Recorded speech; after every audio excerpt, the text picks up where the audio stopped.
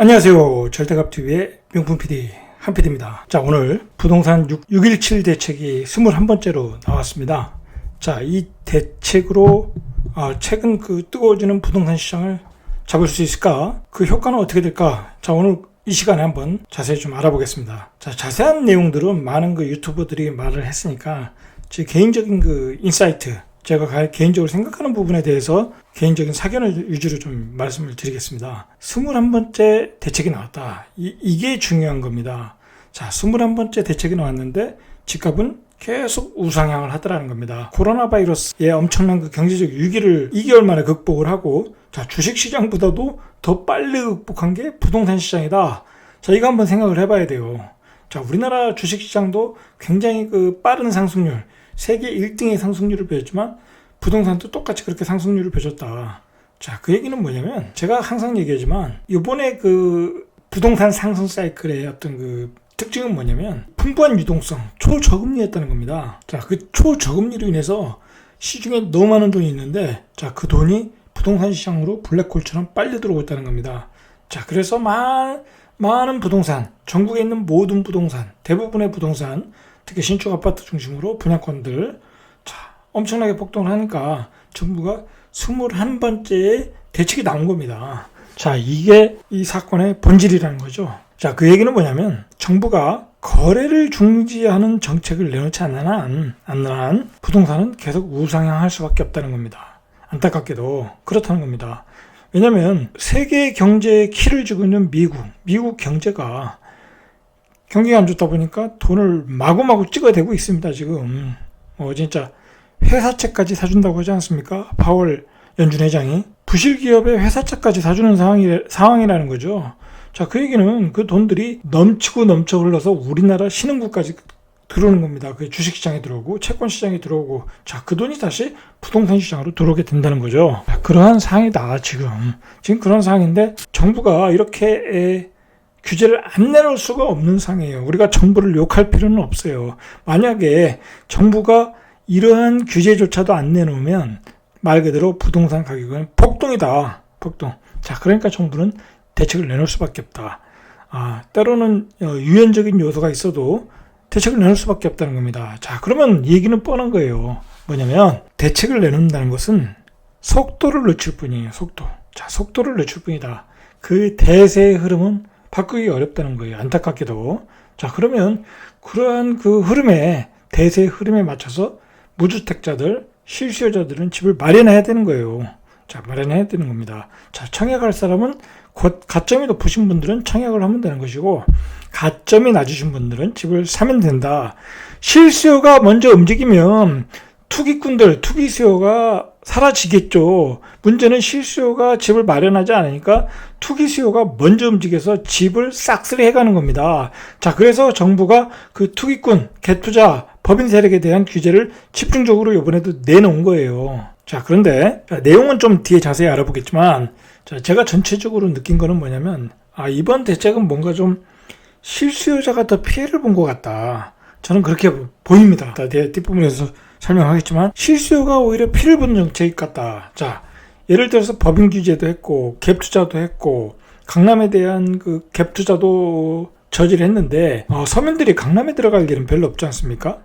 자, 그런 부분이 또 문제가 있고 갭 투자에 대한 어떤 뚜렷한 해결책이 안 나왔어요. 제가 보기엔 갭 투자의 지방 시장을 돌아다니면서 싹쓸이하는 갭 투자의 투기 세력에 대한 확실한 대책은 안 나왔다. 자, 몇 가지 장치는 있는데, 자, 그 장치 가지고는 좀 약하다는 얘기죠.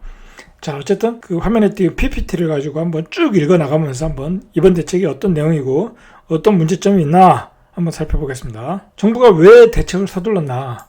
자, 정부가 보니까 서울 경기도 지역이 급등을 할 기미가 보이더라는 겁니다. 급등까지는 아니었고 급등을 할 기미가 보이더라. 서울, 강남, 그리고 서울 6억대 이하, 9억 이하, 자, 그런 아파트에서 급등할 기미가 보이고 실제로 가격이 실거래가 1억씩 오르더라는 겁니다. 자, 그리고 경기도권에서도 안산, 군포, 자, 이런 교통철도망이 좋아지는 곳에서 가격이 급등하더라는 겁니다.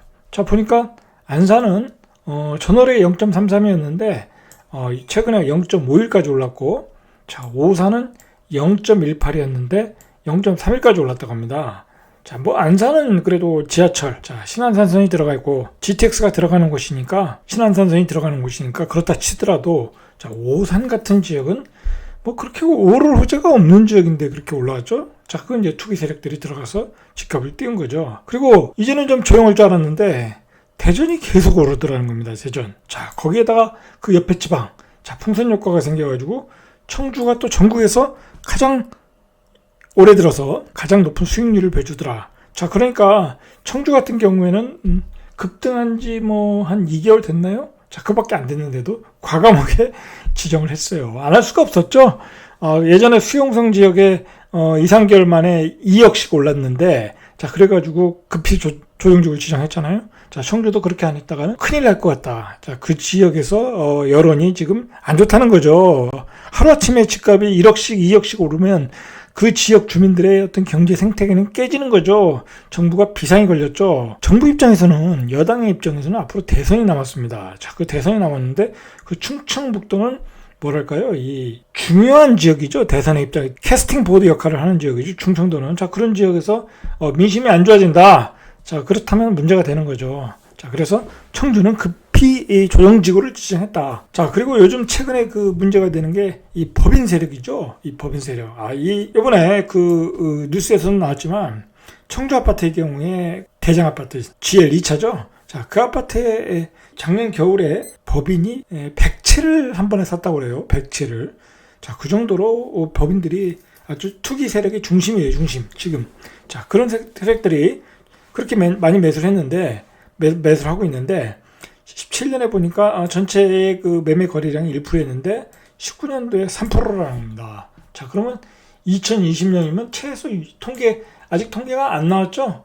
아마 지금까지 통계를 잡으면 한 대략 6% 정도는 될 것 같아요. 자, 그게 왜 그러냐면 경기도에서 6.4%까지 올라갔고 인천에서 8.2%까지. 자, 10채를 거래하는데 8채, 9채가 법인이 산다는 겁니다. 자, 법인이 산다는 얘기는 말 그대로 한두 채를 사는 게 아니에요. 들어가면 그 지역에 있는 아파트 9채, 10채를 한 개인이 법인 하나 만들어서 10채를 사면 법인 10개가 들어가면 100채를 사는 거예요. 자, 그 피해가 어마어마했다는 겁니다. 지방 투자자에. 자, 그래서 이번에 법인에 대한 엄청난 규제가 나왔다는 거죠. 자, 그런데 그 강남에서도 이제 갭 투자 증가가 서울은 이제 52.4%인데 강남이 72.7%까지 올라갔죠. 강남이 전세가가 최근에 폭등을 했죠. 자, 강남 15억 대출이 안 나오죠. 15억 이상은 대출이 안 나오니까 강남 투자를 어떻게 했냐. 갭투로 들어갔다는 거예요. 자, 그러니까 그것도 결국 풍선 효과죠. 그래서 정부가 부랴부랴 강남에 대해서 토지거래 허가 지역을 지정한 겁니다. 일부 지역에. 자, 그리고 정부가 직접 언급을 했어요. 뭘 걱정했냐면 유동성이 역대급이라는 얘기입니다. 요즘 뭐 최저금리와 급격히 증가하는 유동성. 자, 정부의 그 자료에 의하면 자금의 현금화 가능성이 굉장히 높다고 그래요. 그게 이제 33% 정도 되는데 이게 역대 최고 수준이다. M2분의 M한. 이게 이제 쉽게 말해서 내가 바로 은행에 있던 돈을 꺼내가지고 부동산을 살 수 있는 돈, 주식을 투자할 수 있는 돈, 자, 그게 100% 중에 33%라는 거예요. 그 바로 현금화할 수 있는 돈이 33%다. 어마어마한 돈이죠. 어마어마한 돈.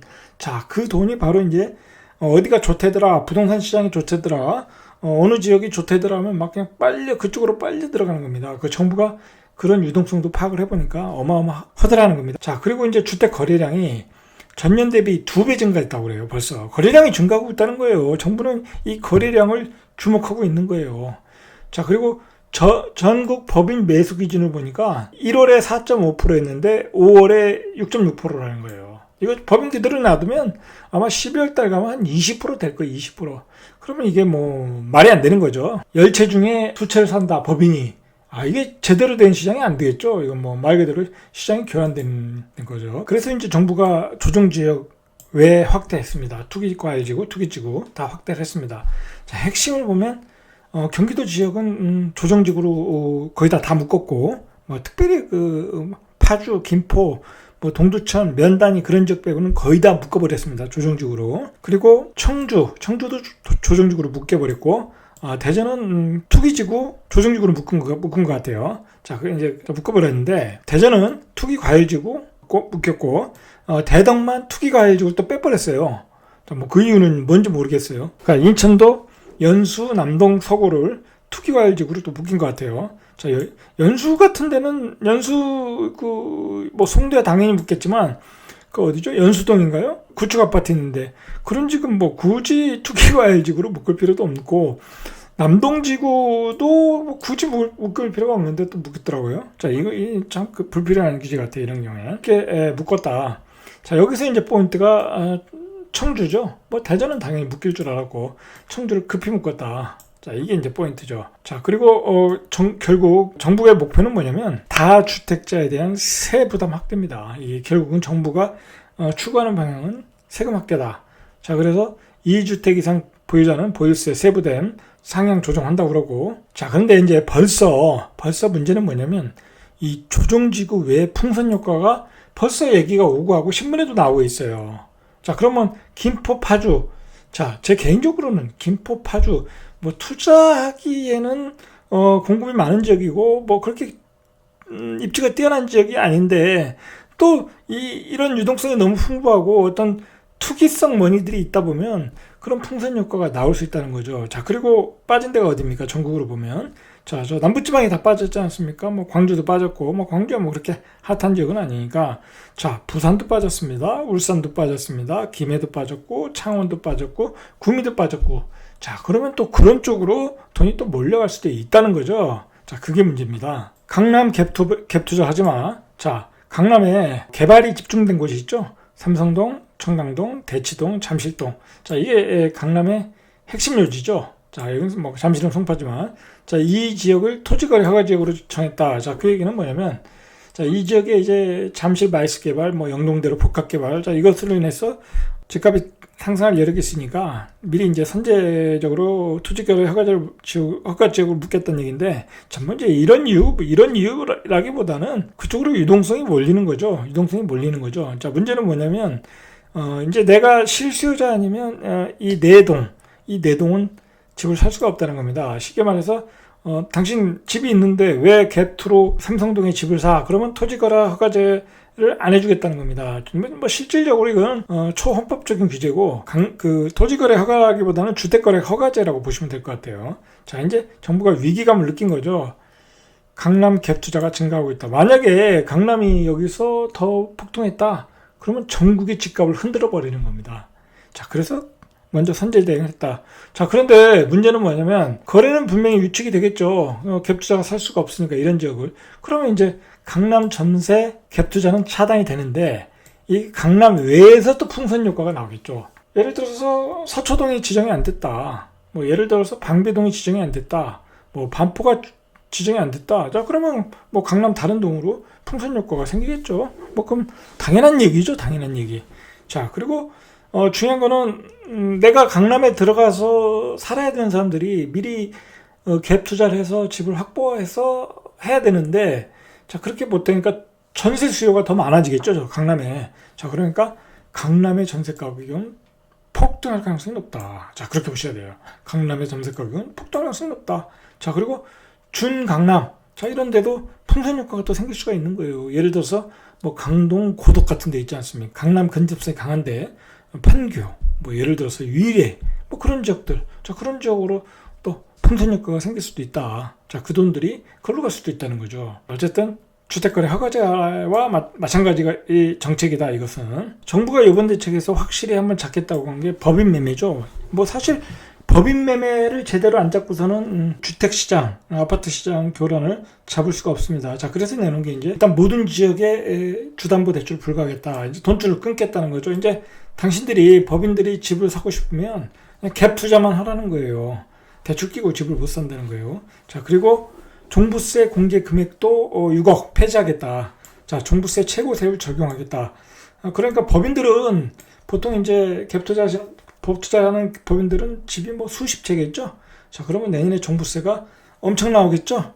자, 그러면 이제 그게 내년 6월 이전에 집이 많이 매물로 내보내라. 자, 그런 사인을 준 거죠. 자, 근데 과연 그렇게 될 건가 이제 한번 생각을 해봐야 되는데, 물론 매물은 저는 많이 나올 것으로 봅니다. 이 종부세가 엄청나니까. 자, 그리고 양도소득세 추가 과세율도 10%에서 20%를 인상했다. 나중에 이제 법인에서 내가 이제 돈을 뺄 때 양도소득세를 또 내야 되니까, 자, 그때 10%였는데 20%로 했다. 자, 그동안 법인이 받는 어떤 세제 혜택을 다 줄여버리는 거죠. 법인 거래 조사 강화 뭐 이런 건 별 의미가 없고요. 자, 그러면 이러한 대책들이 법인 매매를 유축시킬 것인가? 자, 물론 당연히 유축을 시키겠죠. 자, 그런데 중요한 건 뭐냐면 또 정부가 모르는 게 하나 있어요. 자, 그게 뭐냐면 과연 법인들이 물량 과다, 자, 종부세 세율 이거로 버틸 수 있을까? 법인은 단타로 대응하겠죠. 1년 내에 다 사고 팔고 하겠죠. 법인들 요즘 최근에 하는 행태가 사가지고 3개월 안에 파는, 1개월, 2개월 안에도 팔고 3개월 안에도 팔아요. 1년 안에 다 팔아버린다는 거예요. 그러니까 뭐 물론 이제 보유하고 있다가 종부세를 내는 경우는 있겠지만, 근데 뭐 사고 팔는 과정에서 잠시 가지고 있는 건 당연히 내겠죠. 그거에 대해서 부담은 안 들겠죠. 자, 그러니까 제가 보기에는 이 대책 가지고도 힘들다. 법인을 잡기에는. 자, 왜 그러냐면 어차피 주담보대출은 안 받아도 돼요. 갭투자니까. 자, 그리고 세금 어차피 그 사람들 단타를 치는 사람들이에요. 단타로 대응하기 때문에 결국 이 대책도 안 먹힐 가능성은 없다. 제가 보기엔 그래요. 자, 두고 보십시오. 과연 투기적 수요가 차단이 됐는가? 자, 이게 문제죠. 예를 들어서 대전 청주에 조정지구 투기과열지구를 지정하면 이제 전매 제한이 묶이고, 자, 그러다 보면 이제 아무래도 청약 경쟁률은 낮아지겠죠. 그러니까 실수요자들이 청약을 더 많이 할 겁니다. 분명히. 그러면 당첨 확률이 높아지겠죠. 그건 분명히 맞는 말이에요. 그리고 제가 아는 분들한테도, 대전에 사시는 분들, 자, 그분들한테도 걱정하지 말라고 그랬어요. 이제는 예전보다 실수요자가 청약받기 쉬우니까 분양권을 사지 말고 비싸게 청약을 하라는 거예요. 계속 청약을 해라. 제가 말씀을 드렸어요. 분명히 그런 강점은 있다. 자, 그런데 이제 이 대책에서 제가 초반부에 말씀을 드렸듯이 실수요자들이 뭔가 피해를 보는 부분이 있다라는 겁니다. 자, 일단은 이걸 보십시오. 규제지역에, 전 규제지역이죠. 주담보대출을 받을 시에 주택가격 관계없이 6개월 전입을 의무로 한다. 이게 문제죠, 이게. 이 얘기는 뭐냐면, 이제 내가 돈이 있어야 그 집에 입주가 가능한 거죠. 돈이 없으면 그 아파트를 청약받아도 입주할 수가 없는 거죠. 그래서 예전에는 이제 그걸 전세를 놓지 않았습니까? 전세를 놔가지고, 매매 잔금을 놨는데, 자, 그런 것이 안 된다는 거예요, 이제. 자, 이거는, 실수요자를 조금, 실수요자에게 피해가 가는 분명히 대책 같아요. 이건 문제가 좀 있어요, 제가 보기에는. 자, 그리고, 정부가 좀 깨닫지 못한 게 뭐냐면, 요즘에 아파트 분양 가격이 일반인들이 이렇게 쉽게 접근할 수 있는 가격이 아니에요. 예를 들어서 그 DMC 뽀레가, 고양시 덕은동에 있는 게, 뭐 대략 하면 9억 아닙니까? 자, 9억. 그 일반 서민이 9억이 어디 있겠습니까? 3억에 전세 사는 사람이, 그것도 전세자금 대출 받은 사람이 3억밖에 없는 사람이 6억을 대출 받아야 되는데 그것도 쉽지 않고, 자, 그래서 그걸 전세를 놓고 나중에 돈이 생기면 다시 입주를 하고 그런 그 과정으로 이렇게 입주를 했는데 그런 게 차단이 된다는, 전 규제 지역 주담보 대출을 받을 시 6개월 내 기존 주택 처분, 뭐 이건 뭐 그렇다 치고, 이제 또 보금자리론 대상으로 이게 들어오신 분도 1년 이상 실거주를 해야 돼요. 자, 이런 게 문제라는 거예요. 과연 이렇게 굳이 할 필요가 있나?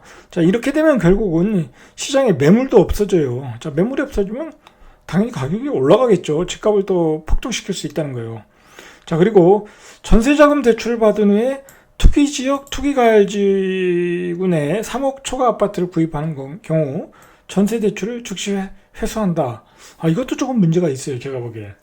예를 들어서 이거 분양권인도 요즘 주택으로 보는데, 내가 이제 청약 가점이 안 돼서 분양권을 샀는데,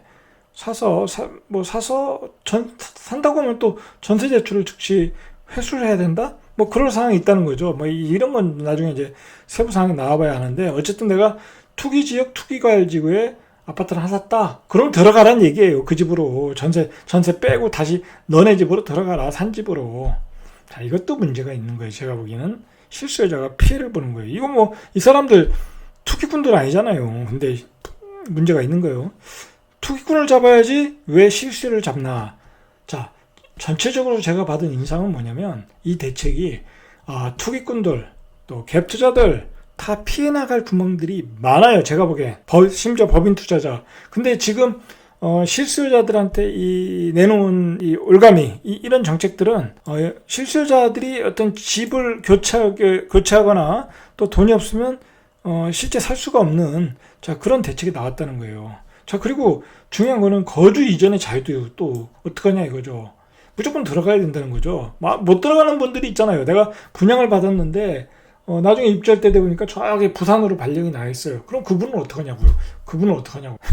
그러면 최근에 문제가 된 게 갭 투자 아닙니까? 자, 그런데 갭 투 차단 효과가 있나? 자, 이걸 한번 고민해 보시기 바랍니다. 제가 곰곰이 생각해 봤는데 차단 효과가 별로 없어요. 자, 예를 들어서 청주 지역에 조정지구 지정한다고 일반 개인이 그 갭 투자 못 할까요? 하겠죠. 할 사람은. 뭐 대전에 갭 투자 할 사람 안 할까요? 하겠죠. 세종에 갭 투자 할 사람 안 할까요? 하겠죠. 뭐가 없어요. 뭐가. 세금만 내면 되는 거예요. 세금만. 자, 세금만 내면 된다. 자, 그러니까 별 효과가 없는 것 같아요. 대책이 나왔는데. 근데 문제는 뭐냐면 이제 벌써 이런 지역에 풍선 효과가 좀 예상이 된다라는 게 기사에 벌써 나오고 있어요. 자, 그러면 조만간 이 지역도 또 뜨거워지면 이 지역도 당연히 이제 조정지구나 투기과열지구로 묶겠죠. 뭐 전국이 이제 투기과열지구, 조정지구가 되겠죠. 자, 그러면 정부는 결국은 목표는 임대차 보호 3법 통과예요. 자, 그리고 결국은 마지막엔 토지 공개념으로 갈 거다. 세금 강화를 하면서 증세를 위한 세금은 그냥 정부 입장에서는 보너스예요. 정부가 자꾸 규제를 내놓고 그 투기꾼들이 투기를 하게끔 이렇게 그냥 놔두고, 자, 그러다 보면 결국 세금을 많이 걷는 정책으로 정부는 가는 거예요. 정부 입장에서는 시장에서 투기를 많이 할수록 정부 입장에서는 고마운 거예요. 왜냐하면 계속 증세할 수 있는 빌미를 주니까. 자, 우리가 한번 생각해 봐야 돼요. 갭 투자하는 사람들이 주담보대출을 받고 하는 분이 있나요? 없어요. 물론 이런 분들이 있어요. 월세로 넣는 분들. 자, 그런 분들은 이제 못하는 거죠.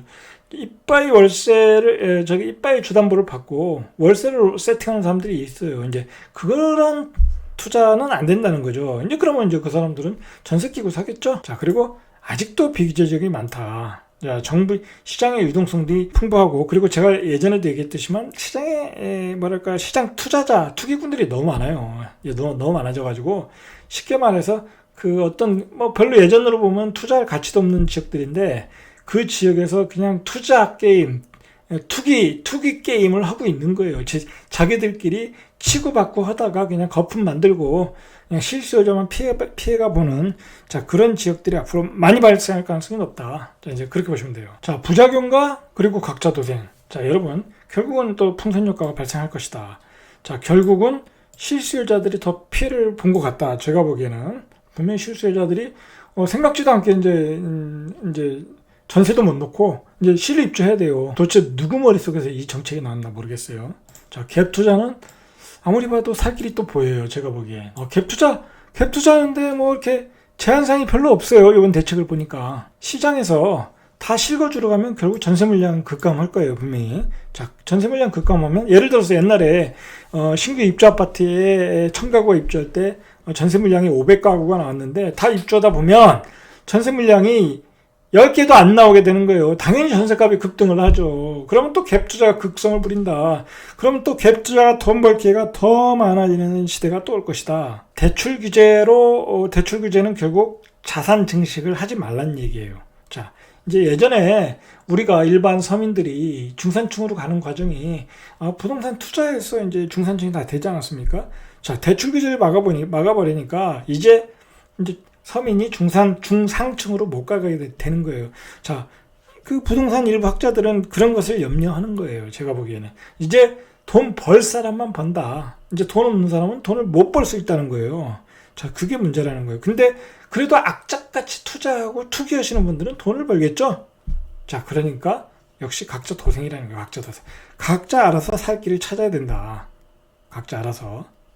자, 어떻게 보면 이런 게 강남은 이미 15억 대출 규제로 막았고, 자, 그리고 여러 가지 그 규제들로 이런 반서민 정책으로 지금 가고 있다.